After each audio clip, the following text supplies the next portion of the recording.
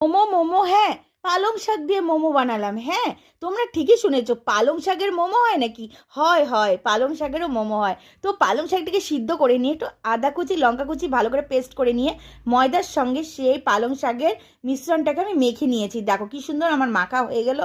তারপরে যে সয়া চান মানে সয়াবিনটা যে আছে, এটা কিন্তু আশীর্বাদ আটার সঙ্গে যে দেওয়া হচ্ছে সেই সয়াবিনটা, খেতে কিন্তু দারুণ টেস্টি। সাথে পেঁয়াজ কুচি নিয়ে নিয়েছি, শশা কুচিও নিয়ে নিয়েছি।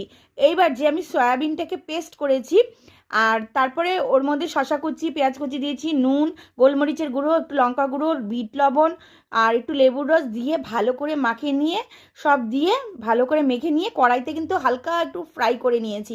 দেখে মনেই হচ্ছিল না এটা সয়াবিন দিয়ে মোমো বানানো হচ্ছে, মনে হচ্ছিল যেন এটা চিকেন মোমো। হ্যাঁ সত্যি, খেতে কিন্তু দারুণ হয়েছিল।